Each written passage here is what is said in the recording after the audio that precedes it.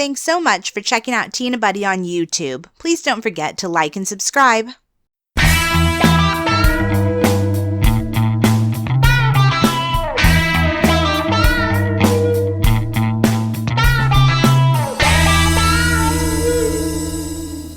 Hello and welcome to day 752 of quarantine. We hope you're enjoying this quarantine series. Quarantine series. We made it specially for you. Yes, In fact, we really did. This whole quarantine has been of our orchestration. Oh no, don't say that. We're taking responsibility for everything just so you can listen to this podcast. We do hope you enjoy it. I'm Erica. And I'm Dominic. And this is Tea and Butty. And this is European Problems Americans will never understand. Oh. Ba-da-bow, ba-da-da-bow. Well, yes. You're totally, this is all you. No, this is all you, actually. I have a because feeling. You never understand these. No, I have a feeling you're going to bring these up, and I'm gonna just shoot them down, one right after the next. Okay, Let's no go. screens in Let's windows. How about number one? No screens in windows in Europe. That's something Answer that me Americans don't understand. Yeah, no, I don't understand that. Because guess what? There's no bugs. Well, okay, let's think about this. We're saying Europe, so that doesn't just include Britain. No, it includes everyone. Yeah, I mean, I don't think it in Italy or in Spain. What do you mean, Spain, Italy, south of France, They don't have screens in their windows. No, but I'm saying they probably do have bugs, so... Yeah, of course they do. But, I mean... But they don't, they don't... As far as saying, we don't understand that, I mean, I understand. Because, obviously, most of the buildings in Europe, most of the houses and, etc. Maybe we should, for people who are not familiar with a screen, it's like a mesh material that goes on, and screen doors as well are a thing, especially in the southern United States, that go on your windows. So you can open your window. Why you would want to open your window in Texas during the summer, I do not know. But some people who don't have air conditioning, or air conditioning, sorry, it sounded like I said hair conditioning. If you don't have hair conditioning, or air conditioning, you can open your window and let the warm breeze flow through your house, and you don't let any wasps or bugs or mosquitoes or anything that could potentially kill you. And we're talking COVID-19 here, everyone. No, so my... you guys, we're trying not to mention This is the quarantine life. We try not to mention it in every podcast, but, I mean, You did. You said something about quarantine. I was all for not going for the quarantine, but then you had to go, day 795 of quarantine. Anyway, my point was that the buildings and houses in Britain and Europe are generally older. Yes. Well, that doesn't really matter. Well, I think it does, because houses here... You can just frame a thing of mesh and stick it on there, can't you? Well, you could, but houses here, the windows are made in a way that they're made for the screen to fit in. Yeah. You know what I mean? So you'd have to do like a little cutout, which, I mean, it wouldn't be that big of a deal, I guess. You're saying people in Europe can't do cutouts of windows and... Well, I mean, I don't know. I don't build things or, do contracty type work. It's pretty simple. How many screens have you fitted into houses, sir? 795, because I've been in quarantine doing just that. I've been boarding up people's windows so they don't get out. No, but there are old houses, obviously, in America, also.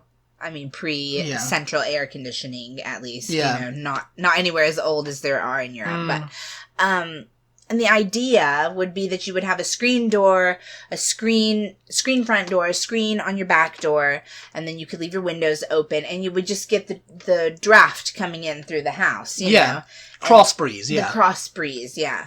And cross breeze you would maybe have pillows. You would maybe have some ceiling fans on that would circulate any kind of breeze that was flowing through. Yeah.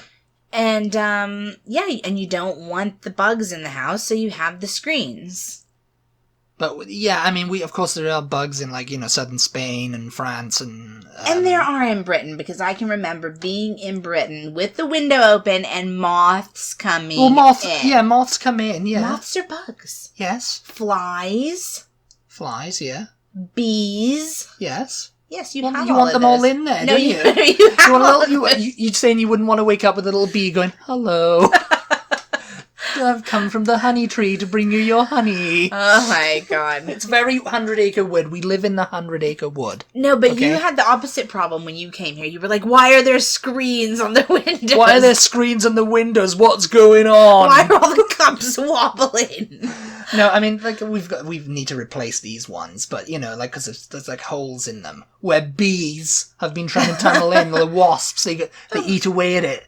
And squirrels. The weather. Squirrels. They get wet. Yeah. Squirrels now are doing Spider-Man impressions. They do. No, they do. You can see them going... climbing up the side of the window, and they're like... Yeah, I mean, they're to keep this... they keep the squirrels out as well.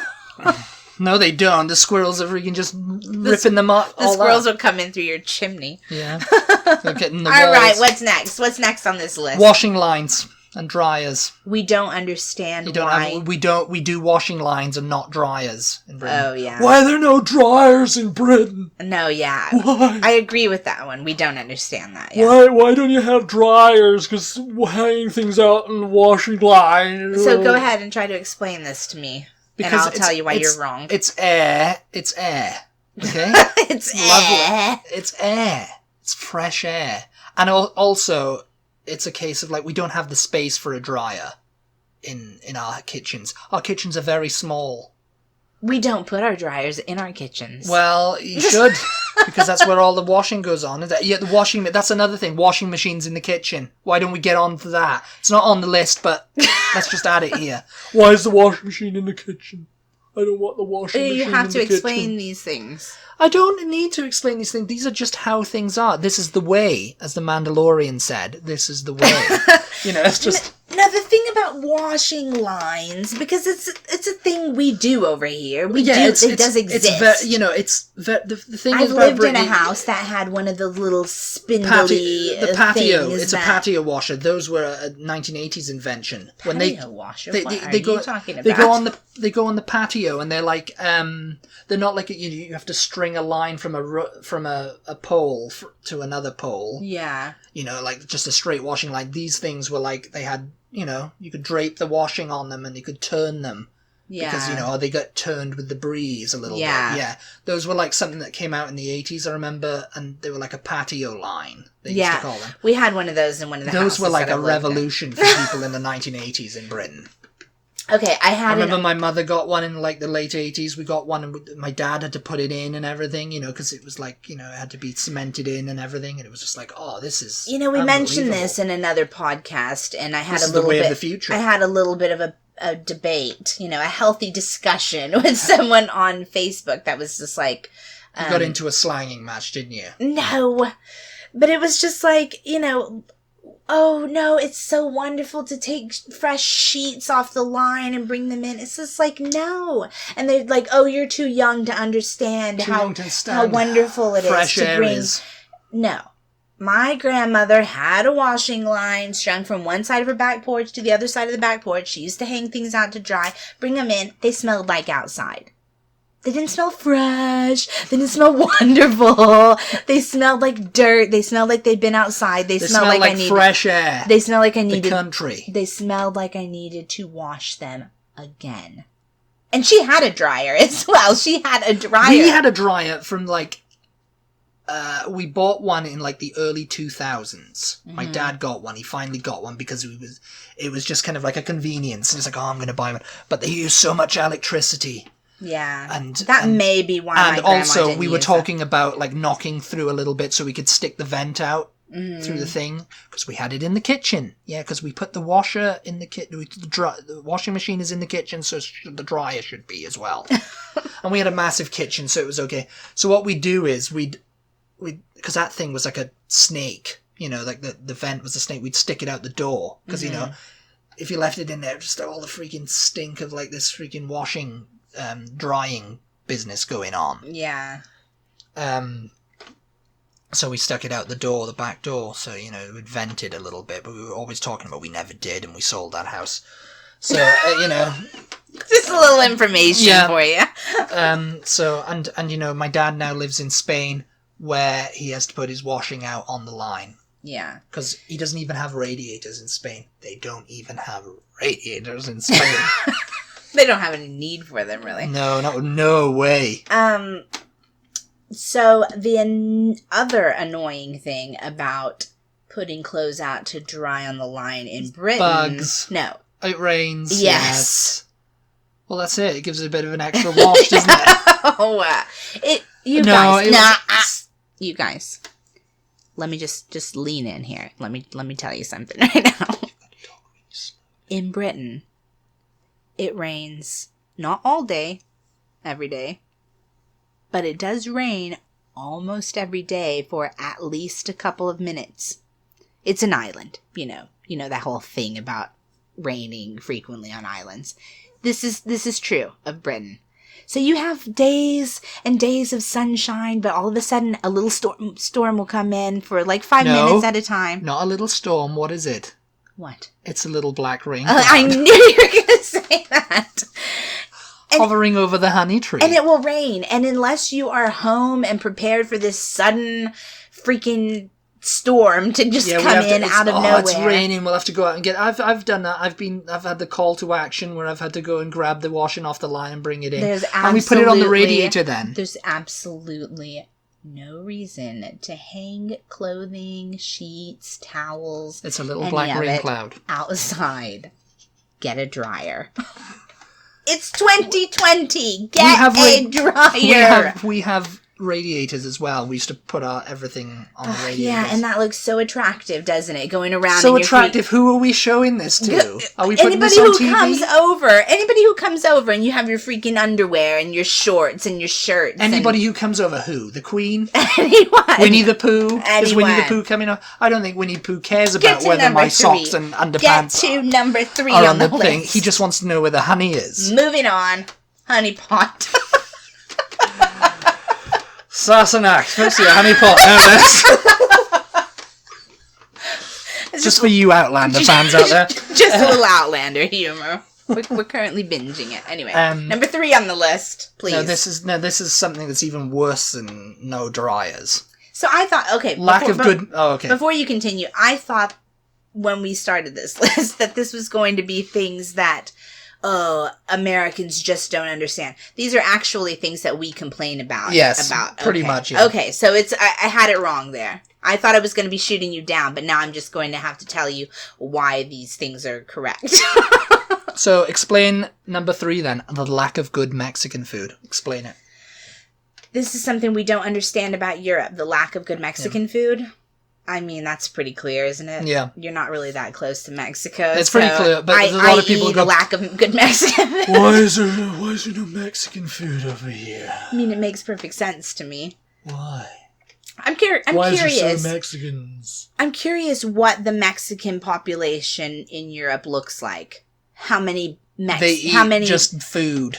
No. What I mean is, how many Mexicans are there in Europe? I'm curious about, numbers-wise. Maybe I'll look that up while we How many Mexicans are there pretending to be from Spain or Portugal? Well, from Spain. It'll have to be because they had no idea how to speak Portuguese, I'm right.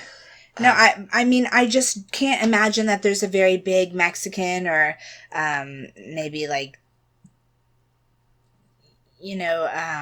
Southwestern American population. We've got to look this up, I'm everybody. saying Southwestern We're looking this up live and in quarantine I'm saying Southern America, not South American. Yeah. Southern United States. Southern United States, including California. Because they border Mexico. Yeah. So, I was going to say Tex-Mex. Tex-Mex people. But they have, Mexican food versions in Arizona, New Mexico, California. I'd imagine it's the same sort of thing as Tex-Mex. It's rice, it's beans, it's tortillas, it's enchiladas, it's fajitas. Excuse me. It's everything else. Everything. Everything, I mean, I'd never eaten Mexican food before I came over here. I mean, maybe I'd had fajitas once. Maybe I'd had something, that, it's not really, it's Tex-Mex. I'd never eaten Tex-Mex before I came over here. And it is everywhere. It's everywhere over here. People are obsessed with it. They think you're in Texas, so... Yes. hang on. It's what white people eat. It's not what the Mexicans eat. You do realize that Texas... Mexicans eat proper things like mole. Used to be Mexico. Mexico used to be Texas, actually. And I have that on the authority of my 10-year-old niece. She said it once. She said it to me. Oh my God. She doesn't... Yeah. She knows more about Texas history. Mexico used to be Texas. So, there are, according to gob.mx... Gob, shut your gob. Yeah. Do you know how many Mexicans live abroad? Okay, according and to... do they know it's Christmas time? Gob.mx, there are 103,814 Mexicans in Europe. With an average That's an invasion. With an average age of 34, 58% are women and 42% are men. The 10 Mexican states with the largest presence in Europe are Mexico City, Jalisco, Nuevo León, the State of Mexico, Veracruz, Puebla, Guanajuato. Oh, God. You're supposed to be the one who knows all this. Are you lying to me? Tamaulipas, Chihuahua, and Chihuahua. Sinaloa. Okay, so there we go. 103,000. We'll now need to know what the population of Europe is. It's 104,000. You're telling me that the majority of Europe are Mexicans. Yeah. We've been holding out on you for this entire time. Okay, so what is the population of Europe? See, these are the kinds of discussions that Dominic and I have, whether or not you guys are listening. 741.4 million people. As of 2016. And 103,000 of those are Mexican. Right. That is nothing. So that is nothing. Yeah. Hence, why there is not good Mexican food in Europe. Do they complain about it? No, they don't. That's they enjoy eating French food. They enjoy eating Spanish food. They enjoy eating German food. They enjoy eating British food. Right. Or they make their own food at home. Or they make their own food at home and don't complain about why there's no tortillas in the thing. Right, yeah. So, I mean, I wouldn't go, I don't know, where could let's say, like a French person, I'm sure French people don't go to Australia went to Paris and there was a Tex-Mex restaurant and you took a photo of it. Yeah. And I took you to Chiquitas. That's going against the lack of good birthday. Mexican food in Europe. I took you to Chiquitas for your birthday. You did, and I was very angry about that. Now here's a little story time for you all. I'm in Britain for what? What is it? My third time, maybe? Yeah. I thought you were going to say your 30th birthday. No, my third visit to Britain. And I think it was toward the end of the visit, too. Yeah, it was your birthday coming up, yeah. And so you're like, oh, I'm going to take you to eat for your birthday. And so I was like, oh, okay, I've never had Spanish food. I've never had tapas. I've never been to like a Spanish restaurant and had tapas. So I'd really like to do that. Okay, well, we'll go see. I don't know. You're like, we'll see. This is what Dominic's like. And so we stop outside of a Spanish restaurant. I didn't even know, you guys, this is making me sound so ridiculous, but I didn't even really know what tapas were. I just knew that. You just assumed it was going to be like Mexican food, didn't you? No, I didn't. I thought it was just going to be smaller portions of I think I didn't realize that it was smaller portions, so I didn't know like how it worked. So just looking at the menu, one good thing, this is a totally off subject, one great thing actually about Europe and Britain are most of the restaurants over there post their menus on the outside of the restaurant. So you can decide whether you want to go into that restaurant or not based on what they have and what their prices are. You don't have to go in and like sit down and look at the menu. I mean, over here it's kind of not an option because people don't really walk. Yeah. No. We don't really walk around. There's no like area to walk around. But then again, if you walk around the Domain, I think there is a couple of restaurants that have the menu outside. They do. It's starting to get more European, the cafe culture. Most of them do. Do I want... Oh, that looks good. Steak and chips. The Domain. Very delicious. The Domain, you guys. It's like... outdoor shopping area, like a shopping mall, but they also have bars and restaurants. Yeah. Yeah, here in Austin. So if you ever come to Austin, then you probably want to go visit. Yeah. Anyway. Yeah.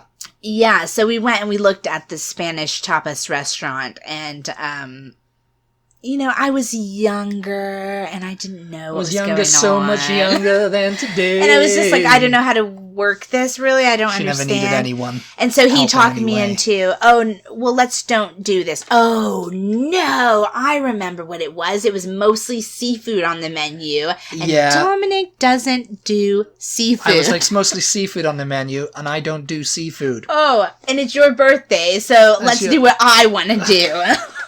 Yes. I wanted to sample the culinary delights of Chiquitos, everybody. Chiquitos. Mm-hmm. Remember that? Mm-hmm. You know that places. You know. It's a chain restaurant. Now you all know. It's a wonderful chain restaurant that purports itself to be Tex-Mex, Mexican food. No, but me being the wonderful partner in life that I am, I was like, okay, you don't like seafood, fair enough, let's go somewhere else. And he takes me to a bloody Mexican restaurant, a bloody Tex-Mex restaurant. It was just down the road. And I'm like, do you know that I I eat this every other weekend when I'm at home and when I'm at home? Yeah. So that's what we did. And this place is called Chiquitos. And you were like, oh, it's not going to be good. Yeah, I was terrified that it was going to be disgusting. They changed the menu since I'd been there before. They'd actually added more Mexican dishes to this. Yeah, you were so disappointed. I was like, I'm going to stick with nachos because how can somebody mess up nachos? And they did, didn't they? No, they didn't. Oh, they didn't? No, they actually gave real sour cream and real guacamole.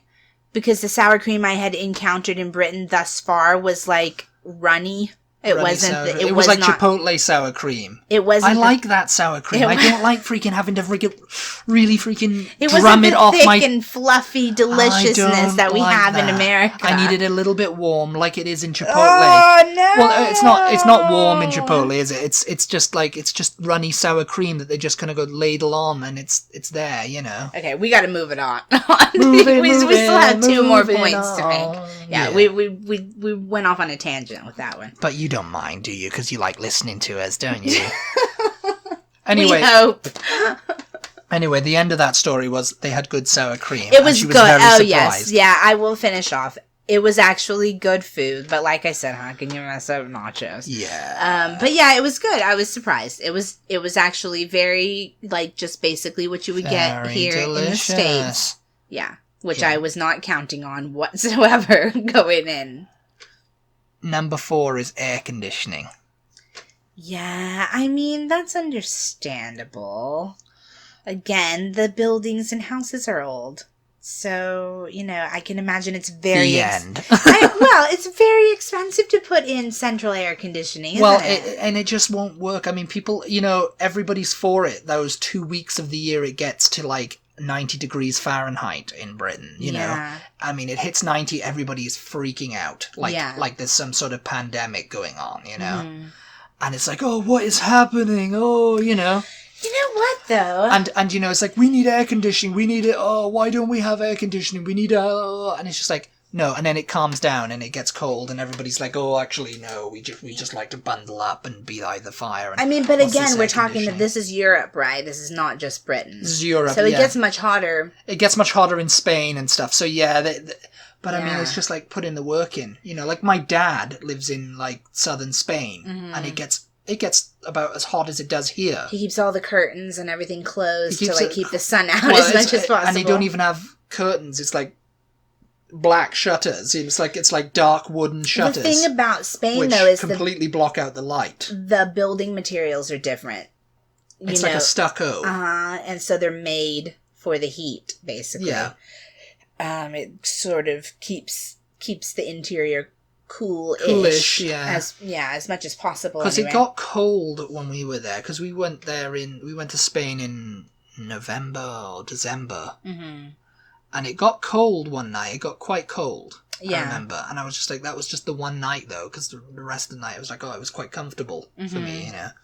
You know what I just thought of, though? Why don't you see more, like, window air conditioning units? It's a power thing. It's running a lot of electricity, you know? Because especially since you guys don't have, that's a perfect, when you don't have screens, you don't have a screen to remove. You just lift up the window and the unit fits right in the window, you know? And I can't think of ever like in really... New York, like the older buildings in New York, they would do that, Mm-hmm. But no, I don't know why. I mean, I guess again, it's like, you know, I think there are portable air conditioners that you can stick in your house and just like, you know, cool you off when you sleep or whatever. Because you guys don't even really have ceiling fans either. I've seen them in houses. In more modern? In kind of more modern houses. You know, you can buy them from like Argos and stick them on yourself. Yeah. And, you know, so people do that. Yeah. Because ceiling fans are huge in Texas. And I mean, we've got one here now. Yeah. I can't really... There's not too many houses I've ever been in that don't have ceiling fans in the bedrooms, in the living room, you know. They're not the most attractive thing, I guess, to have usually, but they come in quite handy. We've turned ours off now for the recording, and it gets stuffy in here, like almost immediately. I can feel like, oh, it's stuffy, you know. And we have the central air on. And we have the central air on, too, you know. It's like, I need to either open a window or turn the fan on to get some air circulation, you know. But air conditioning. Yeah. So, I mean, I understand why, but the window unit air conditioners are a little bit interesting. I had never thought about that. It's a power thing. It's just if we have anybody listening in Europe or in Britain who has an air conditioner that goes in your window, let us know, because I've never seen it that I can think of. Because central heating in Britain requires a boiler. And it's usually done either an electric one or a thing, and it just boils hot water and it goes around that hot water is used to heat your shower and your radiator, and you know, your radiators get hot and radiate heat. But you have to be kind of quite close to them or have a small enough thing. Small enough room to enjoy them. I mean, most of the rooms are pretty small. I mean, I'd always forget, you know, it'd be bloody freezing in the morning, and my dad used to put the heating on as in the night for like an hour and an hour in the morning. And sometimes I'd wake up and it'd be freezing, and I'd go over to like the radiator and I'd stick my hand on the radiator and it'd be burning hot, but I wouldn't feel it until I touched it, you know? Yeah. Like, you know? But I remember bleeding radiators as well. I don't understand what that does. It's an old-fashioned term. That may be for another podcast, bleeding radiators, just to get the excess water out and everything, you know. The next one is the level of smoking.